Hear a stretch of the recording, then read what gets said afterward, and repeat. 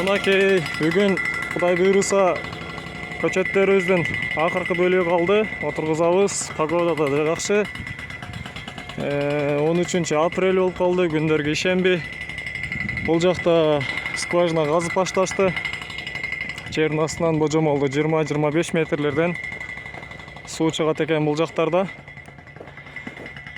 Кудай буйруса сууда чыгып калса, тое суугарабыз көчөттөрүбүздү. Кечинде жетишпей буларды таратып кеткенбиз. Топурактары менен, нымдуулуктары менен жакшы эле болгону тезирээк отургузуп, сууларын берсек болду. Ылдыйкы карталар отургузулуп, балким 1-2% курагандар болду. Себеби Оштон Бишкекке жүктөлүп келатканда бул жакта 6 күн, 5 күн туруп калды. Жалпысынан стресске кабылды. Топурактары чачылгандар бир аз эме болду. Калган топурагы чачылбагандар баары тегиз эле көктөдү десек болот. Булар жалбырак ачып келатат уже жакшынакай болуп.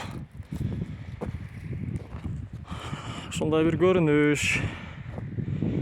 Кудай буйруса бүгүн 4-күн отургузуу боюнча 3-4 күндөн бери тыным жок.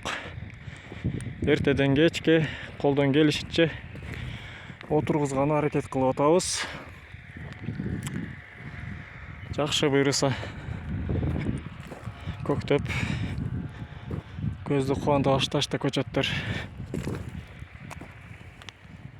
Ошондой достор. Бул скважина кошуналарыбызда баарында бар скважина. Биз дагы эми орнотуп баштадык. Кудай буйруса скважинадан суу чыгып калса, көп нерсе жасаса болот бул жакта.